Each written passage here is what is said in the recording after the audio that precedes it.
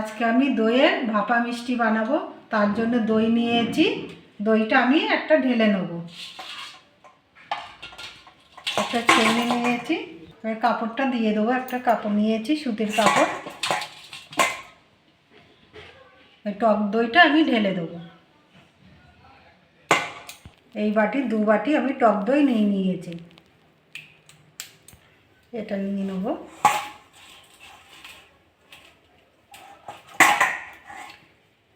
এরকম করে জলটা ঝেড়ে নেব।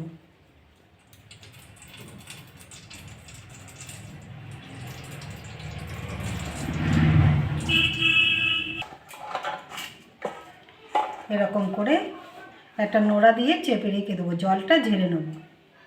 এদিকে আমি একটা কড়া বসিয়ে দিয়েছি, গ্যাসটা জ্বেলে আমি 1 বাটি জল দিয়ে দেবো। 1 বাটি দুধ দিয়ে দেবো, দিয়ে এটা গুলে নেব। আমি এই বাটি মেপে টক দই দিয়েছি, আর এই বাটি মেপে 1 বাটি গুঁড়ো দুধ দিয়ে দিয়েছি। ওই বাটি মাপ করে আমি হাফ বাটি চিনি দিয়ে দেবো। মিষ্টিটা কম বেশি করে নেবেন। আমি 3টে এলাচ থেতো করে গুঁড়ো করে নিয়েছি চিনির সঙ্গে, আমি এটা দিয়ে দেবো। এরকম করে মিক্স করতে হবে। করে রাখলে বাড়িতে ফ্রিজে রেখে দিলে 1 সপ্তাহ কোনো কিছু হবে না। আর বাইরে থেকে কিনে খেলে অনেক পয়সা পড়ে যাবে। এরকম করে বাড়িতে বানিয়ে নিলে হয়ে যাবে মিল্কমেড। সামান্য একটু খাবার সোডা দিয়ে দেবো, 1 চিমটি। নাড়তে থাকতে হবে। এটা দিয়ে দিয়েছি, এবার গ্যাসটা বন্ধ করে দিতে হবে। এটা নামিয়ে নেব। এটা ঢেলে নিয়েছি। আমি একটু ঠান্ডা করে নেব। নিয়েছি,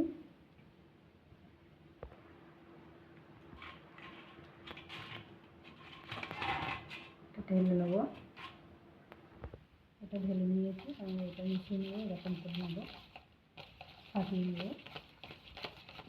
ভালো করে ফাটিয়ে নিয়েছি। এটা ঠান্ডা করে নিয়েছি, আমি এই বাটির মধ্যে দিয়ে দেব। এগুলো দিয়ে দেবো। এটা ভালো করে মিশিয়ে নেব।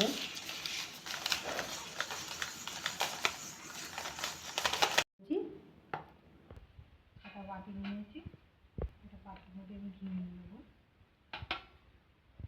বিরাজ করে নেব।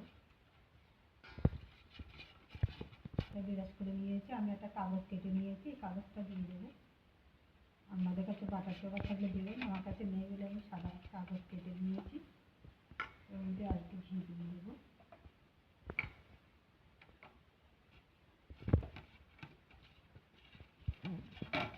ভালো করে বিরাজ করে নিয়েছি, তখন ঢেলে দেবো।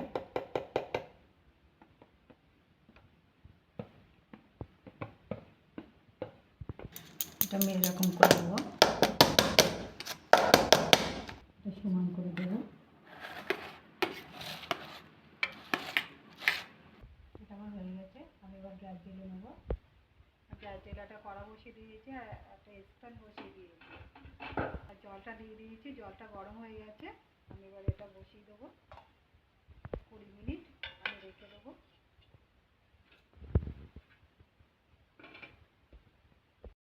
20 মিনিট আমার হয়ে গেছে।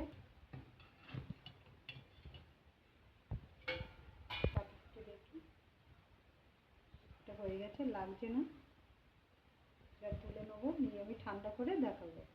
করে নিয়েছি, একটা থালা নিয়েছি, একটা ঢেলে নেবো।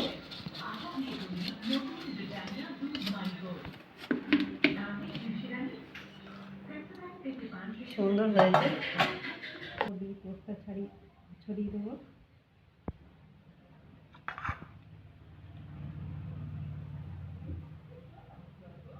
সুন্দর লাগছে, আমি এবার কেটে দেখাবো।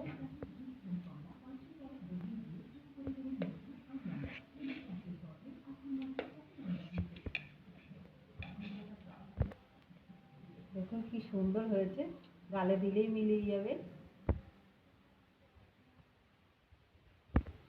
দেখুন কি সুন্দর হয়েছে। এরকম করে বাড়িতে করে খাবেন। খেয়ে ভালো লাগলে আমার চ্যানেলটাকে লাইক করবেন, শেয়ার করবেন, কমেন্ট করবেন, সাবস্ক্রাইব করবেন। ধন্যবাদ।